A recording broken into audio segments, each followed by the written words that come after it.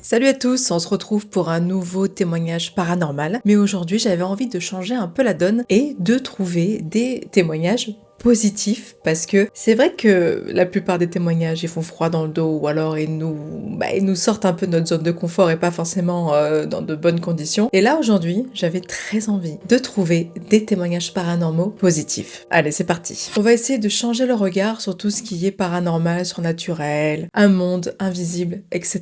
Et je peux vous assurer qu'il y a des témoignages qui font franchement chaud au cœur et c'est ce qu'on a besoin en ce moment. Donc en fait là j'ai pris le temps de lire des témoignages sur Reddit, sur Quora. Beaucoup sont en anglais, donc en fait j'ai traduit. Mais il y a pas mal de témoignages qui font vraiment chaud au cœur. Et justement ça apporte de l'eau à notre moulin de compréhension avec une envie et un espoir qui est très important selon moi. Ce sont des expériences très étranges, mais très positives, qui ont laissé les gens complètement changer et pour le meilleur. Donc aujourd'hui, j'ai envie de partager ces témoignages, pas pour convaincre, vous me connaissez, moi je suis pas là pour convaincre qui que ce soit, mais juste pour vous montrer qu'il peut y avoir des expériences absolument incroyables et qui peuvent aider à changer une vie ou à voir les choses de façon bien plus lumineuse parce qu'après tout, on est là pour ça, non? On est là pour essayer de trouver du lumineux dans ce qui est sombre. Le premier témoignage se passe en nature. Ce témoignage vient donc d'une personne qui était seule en nature tranquille. C'était pas une personne qui avait envie de faire une recherche spirituelle ou qui avait forcément envie de se reconnecter directement à quelque chose de précis, elle était juste en nature tranquille. C'est ce que je me disais moi en lisant son témoignage, à mon avis elle avait envie d'être seule, d'être tranquille. Et c'est vrai que la nature nous donne cette sensation d'être seule et en même temps accompagnée. Je sais pas si ça vous fait ça quand vous allez en nature, en tout cas c'est ce que je ressens. Et là cette femme s'assoit par terre, à même le sol, tranquille. Elle se met donc à fermer les yeux et à respirer, sans aucune attente, sans aucune envie de connexion particulière. Et là, quelque chose change. Une sensation douce commence à envahir son corps, quelque chose de familier qui fait du bien. C'est pas une peur soudaine, c'est pas une montée d'adrénaline comme on a pu avoir dans d'autres témoignages où clairement il se passe quelque chose de pas sympa. Là, c'est tout le contraire. C'est une caresse, c'est quelque chose de doux qui lui monte littéralement des fesses jusqu'à la tête. Elle ressent tout d'un coup une paix profonde, très inhabituelle, qu'elle a du mal à ressentir d'habitude. Elle explique avoir ressenti une quiétude intérieure et une paix intérieure très forte, presque à la limite elle avait envie de pleurer tellement c'était une sensation incroyable quoi. Et là elle explique qu'elle a ressenti un message intérieur très clair, très doux, très posé de tout va bien, tu es en sécurité. Et là ensuite elle part d'une présence qu'elle a ressentie, qu'elle n'a pas vue nécessairement, mais qui était douce, qui était là vraiment pour l'aider, pour la protéger, et ça a apporté pour elle des réponses au chaos qu'elle vivait dans sa vie. Puisqu'apparemment cette personne était en train de vivre des choses difficiles et ce qu'elle a vécu, c'était exactement ce qu'elle avait besoin. Et elle dit qu'ensuite elle s'est ouverte à la spiritualité mais qu'elle n'était pas du tout dans tout ce qui est spirituel à la base et que ça lui a vraiment ouvert le cœur, ça lui a ouvert un champ de conscience quoi. Donc cette présence était là, elle était indéniablement positive et en fait elle a pas vu cette présence, elle a ressenti quoi, c'est tout. Elle dit que cette expérience n'a pas duré longtemps, ça a duré que quelques minutes de son point de vue, mais après ça il y a une tension en elle qui a été relâchée comme si elle avait lâché un truc pour de bon et ça a changé le cours de sa vie quoi. Maintenant on passe au deuxième témoignage. Le deuxième témoignage est très intéressant parce qu'il est un peu plus précis et il y a une vision de quelque chose de plus précis. Le premier c'est un ressenti, donc ça ouvre vraiment des possibilités de plein de choses. Est-ce que c'est son âme qui a ressenti, je ne sais pas moi, les pulsations de la forêt ou est-ce qu'il y avait vraiment un être qui l'a apaisé? Ça c'est à vous de décider. Mais là dans le deuxième cas c'est vachement intéressant. La personne dit qu'elle était dans un moment entre le sommeil et l'éveil. C'est connu pour être une zone de conscience assez particulière. Donc, encore une fois, bon, je dirai mon avis après, Mais voilà, cette personne rentre dans un état entre le sommeil et l'éveil. Elle contrôle rien. C'est marrant parce qu'elle disait beaucoup qu'il y avait aucun contrôle, qu'elle avait pas la sensation de contrôler quoi que ce soit. Et elle dit que dans cet état-là, très étrangement, elle voit arriver une forme lumineuse, magnifique, qui lui fait ressentir un bien-être et une familiarité, encore une fois, posée, là, incroyable, et elle dit que ça ressemble à un grand félin. Ce grand félin n'est ni menaçant, ni agressif, et pourtant, d'après ce qu'elle raconte, il est énorme. Il est lumineux, il est énorme, quoi. Cette présence est calme, très présente, dans le sens où en fait elle se pose là quoi, ce qui est un peu normal. Je me dis si jamais moi aussi je vois ce genre de choses, je serais un peu impressionnée, parce qu'à mon avis ça en jette de voir un gros félin comme ça arriver, lumineux en plus. Même si c'est un rêve, ça doit être quelque chose d'absolument incroyable à vivre. Ensuite elle a bien dit que cette vision, cette créature, cette entité ne parlait pas. C'était comme s'il lui envoyait par la pensée des informations. C'était comme si elle entendait dans sa tête les messages de cet être. Il lui a donné cette sensation, ces messages de protection et d'amour absolument incroyables. Et c'est comme si, d'après elle, son ressenti c'était que cette présence, aussi impressionnante soit-elle, était vraiment là pour l'aider, pour la rassurer et pour lui dire qu'elle était protégée dans, encore une fois, un moment très difficile de sa vie. Donc là, on a quand même deux personnes qui traversent quelque chose d'intense et ces expériences paranormales positives ont vraiment changé le cours de leur vie en bien. Et cette personne dit que depuis cette apparition ou ce rêve à demi éveillé, elle ne sait pas trop, quelque chose a changé en elle de profondément ancré et qu'elle ne se sent jamais vraiment seule et qu'elle se sent toujours protégée. J'ai trouvé ça absolument incroyable. Elle dit aussi que une fois sortie de cette période difficile de sa vie, elle a trouvé une force intérieure, de toujours trouver une sorte de bravoure en elle. Et elle est sûre que c'est lié à cette entité féline, cette entité féline qu'elle a vue. J'ai trouvé ça incroyable. Je vous dirai après ce que j'en pense à la fin de la vidéo.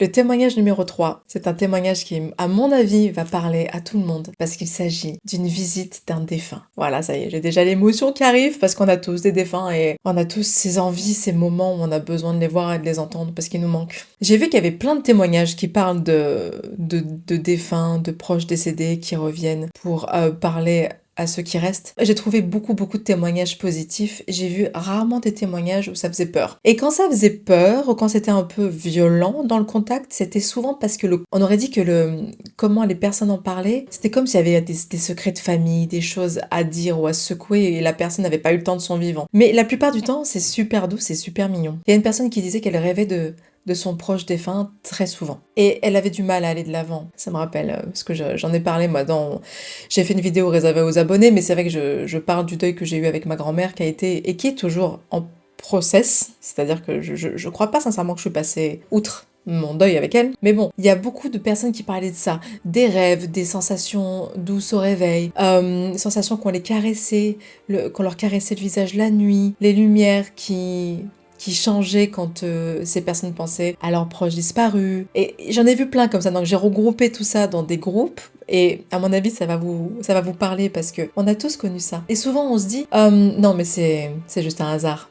Je pense à mon père, ma grand-mère, mon ami ou mon oncle ou qui que ce soit qui viennent décéder et boum, il y a des lampes qui sautent ou quoi. Moi, je suis sûre que c'est eux. Mais bon, ce sont des croyances finalement. Mais on est beaucoup à avoir eu ce genre d'expérience ou à avoir ce genre de croyances, c'est intéressant. Et en fait, cette personne disait que elle avait une sensation de chaleur. Elle a senti quelqu'un lui essuyer ses larmes tout doucement. Elle disait que c'était pas comme quelqu'un qui la touchait. Elle disait que c'était comme s'il y avait un voile fin qui venait sur son visage tout doucement, comme une caresse. Et en fait, cette personne a su que c'était son proche décédé qui était là. Et ensuite, elle a entendu « Tout va bien, ne t'en fais pas ». Tout va bien, ne t'en fais pas. Et après, elle disait que les jours qu'on suivit, il y avait plein de synchronicités. Par exemple, elle allumait la télé et quelqu'un disait « Tout va bien, ne t'en fais pas, je pense à toi, je t'aime ». Des choses comme ça, des musiques, etc. Et ça m'a fait chaud au cœur. Je me suis dit « Oui, ça peut être très doux aussi, le contact ».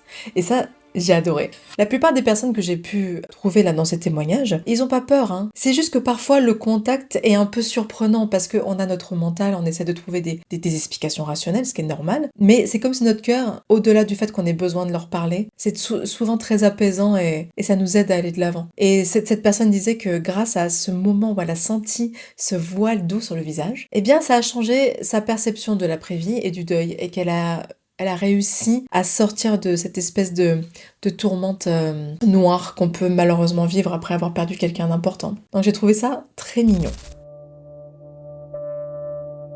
Témoignage numéro 4. C'est une paix absolue, vous allez voir. Encore une fois, ce témoignage vient d'une personne qui traversait encore une fois une période de sa vie extrêmement dure avec de l'anxiété, du stress, la vie n'est pas lisse, hein, donc des hauts, des bas un peu difficiles. Cette personne disait qu'elle avait une fatigue mentale, elle était sûrement en dépression et qu'elle avait la sensation que rien n'allait. Et elle se sentait très seule et elle n'arrivait pas à se sortir de cette période-là. Et en fait, un soir, elle va sur son lit et elle essaie de s'allonger et de fermer les yeux juste parce qu'elle est épuisée, mais elle était arrivée au stade où même quand elle dormait, elle n'avait pas de sensation de récupérer. Quand on est en dépression, on a souvent cette sensation d'être épuisé quoi qu'on fasse. D'ailleurs, si ça vous intéresse, peut-être que je ferai une vidéo sur comment est-ce que j'ai géré ma dépression et comment est-ce que ça m'a aidé dans l'éveil spirituel, comment est-ce que ça a accéléré certaines choses. Donc, si vous voulez, je ferai ça, dites-moi en commentaire si ça vous intéresse. Donc cette personne s'allonge sur son lit, elle dit que tout d'un coup, elle ressent un espace sans pensée, sans rien, un vide qu'elle n'avait pas eu l'occasion d'expérimenter depuis très longtemps. Elle disait que son cerveau, son esprit, son cerveau était sans cesse en train de faire du bruit, qu'elle n'arrivait jamais à trouver la paix et l'équilibre. C'était tout le temps comme ça, à ressasser des trucs. Et là, elle disait qu'elle s'est allongée et bizarrement, d'un coup, le calme, la paix, plus rien, plus de bruit, rien. Et là, elle dit que tout d'un coup, elle ressent une paix totale. Elle se sent remplie d'amour, de compassion, de gratitude, quelque chose qu'elle n'avait plus ressenti depuis très longtemps. Et surtout, d'espoir. Une sorte de petite étincelle créative qu'elle croyait avoir perdue depuis très longtemps. Et là, ça la prend tellement au cœur qu'elle se met à pleurer. Mais elle se met à pleurer de soulagement. Elle décrit comme si elle avait sorti un sac de pleurs du plus profond d'elle et qu'elle l'avait fait sortir. Et elle pleure, et elle est soulagée, et elle a de la gratitude et de la paix, et pourtant elle pleure, et elle pleure, et elle pleure, quoi. Et là, pendant qu'elle est dans cet état et qu'elle commence à ouvrir les yeux, elle ressent et elle voit une présence. Pas longtemps. Après, ça disparaît, mais elle décrit tout ça comme une présence maternelle, quelque chose qui a été doux et qui l'a aidée à ce moment précis à sortir de ce qu'elle pense être maintenant avec le recul, un début de dépression extrêmement violente ou un burn-out, mais c'est plutôt une dépression qui était en train de la ranger de l'intérieur. Et elle ne sait pas comment expliquer ce qu'elle a vu, mais ce qu'elle a ressenti, c'était ça. C'était une présence qui venait, là maintenant pour l'aider. Et j'ai trouvé ça absolument chou. C'est trop mignon, quoi. Et elle disait que elle était un peu interloquée et cette présence lui a dit « Tout va bien, tu peux te reposer maintenant. » Et elle dit qu'elle a fermé les yeux et elle a dormi, comme elle n'a plus dormi depuis des mois. Une vraie nuit de sommeil, sans brouhaha, sans rien, sans se réveiller avec des angoisses. Et elle dit que ça a fait un tournant dans sa vie encore une fois. Elle a pu prendre l'aide nécessaire parce qu'elle a décidé d'aller voir ensuite un professionnel de la santé mentale pour sortir de cette phase. Elle en a parlé et puis elle a commencé à s'intéresser encore une fois à tout ce qui était spirituel parce qu'elle est sûre et certaine, et pourtant elle n'y croyait pas du tout, que c'est une présence bienveillante qui est venue et qui l'a aidée. J'adore. Franchement, c'est des témoignages qui font plaisir. Ça fait plaisir. Zizi la famille. Là, ma monteuse va dire, ça y est, on est à la moitié de la vidéo, il a fallu qu'elle place une blague. Bah ouais, ouais. Mais c'est vrai que ça fait plaisir, quoi, c'est vrai, la famille, voilà. Et depuis ce jour-là, cette personne n'a plus jamais eu les angoisses qu'elle a pu avoir avant ce changement. Bien sûr, elle a pris enfin la décision de se faire aider. Bien sûr que ça aide quand on a une dépression. L'énergétique et spirituelle, ça peut pas tout faire. C'est ça qui est intéressant, c'est qu'on peut faire avec les deux. Mais cette personne dit qu'il y a eu un avant et un après, et que quand cette présence est arrivée, ça a clairement fait un après lumineux et que sa vie a changé pour le meilleur. Le dernier témoignage, c'est le signe au bon moment. Celui-là, il est chaud aussi. Il est très simple, ce dernier témoignage, mais il est tout aussi puissant, je trouve. Encore une fois, nous avons là une personne qui traverse une zone de sa vie pleine de turbulences, de doutes et de problèmes.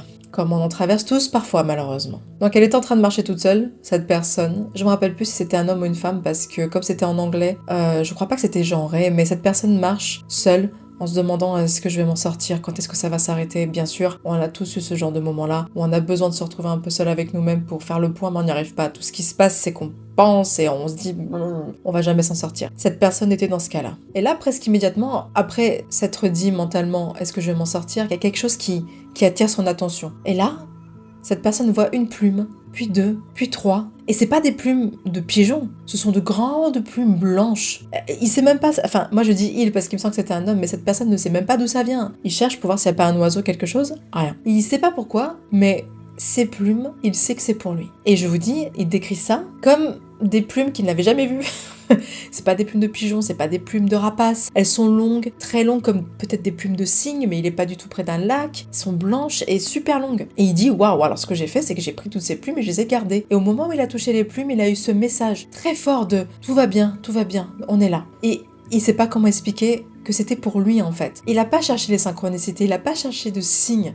Lui, il est parti se balader, il était dans le bad et en fait, il a eu plein de plumes. Et il sait que ces plumes sont pour pour lui. Je crois que c'est un homme, ouais. Il a eu cette réponse émotionnelle de « oui, ça va, je suis sur le bon chemin. On est dans des épreuves, mais je suis sur le bon chemin. » Et il explique que quand il a pris ses plumes dans les mains, il a senti vraiment que son corps, il était en mode décharge, ça lui faisait du bien. Il s'est mis à pleurer, mais en mode, il riait presque, il disait « mais qu'est-ce qui m'arrive ? Je prends des plumes et je pète les plombs. » Et il expliquait que justement, c'était une évidence et que c'était très difficile à expliquer et que quand on sort du contexte et qu'on essaye d'expliquer en détail ce qui s'est passé, comme moi ici et maintenant, ça perd de sa puissance parce que c'est son ressenti qui était important. Et c'est ça que j'ai trouvé intéressant sur tous ces témoignages. Ce sont les ressentis qui sont importants. Ces personnes ont changé leur vie après ces signes. Alors après, qu'on y croit pas, c'est pas vraiment le sujet. On peut trouver des explications. Quand c'est dans le sommeil paradoxal entre l'éveil et le sommeil, oui, on peut voir certaines choses, donc on pourrait croire que le cerveau pourrait imaginer certaines choses, ou alors est-ce que c'est à ce moment-là que justement nous sommes dans une zone du cerveau où le mental se calme et on peut voir certaines entités? Ça, je vous laisse décider. Mais la plupart des gens, ce sont des gens comme, j'allais dire comme vous et moi. Non, moi maintenant je suis plus là-dedans parce que j'ai eu beaucoup d'expériences, donc on peut dire que j'ai eu plein d'expériences quand même surnaturelles. Mais ce sont des personnes qui ont eu des moments difficiles et qui n'ont pas forcément cherché de connexion spirituelle et elles sont venues naturellement à elles. Et ça a changé leur vie. Donc, l'ouverture spirituelle, le paranormal, le surnaturel et toutes ces créatures, ces êtres qui peut-être nous protègent dans l'ombre, qu'on y croit ou qu'on n'y croit pas, ça fait toujours plaisir de voir qu'il y a des témoignages comme ceux-là qui sont incroyablement doux et lumineux. Et comme je disais, si ça vous intéresse que je fasse mon éveil spirituel et mon histoire de l'éveil spirituel et comment est-ce que j'ai traversé certaines choses et comment est-ce que je m'en suis sortie grâce à tout ça, dites-moi en commentaire si ça vous intéresse et je ferai une vidéo comme ça. Voilà, c'est tout pour moi. Merci à tous. Je vous aime très fort et je vous souhaite une merveilleuse journée. Au revoir à tous.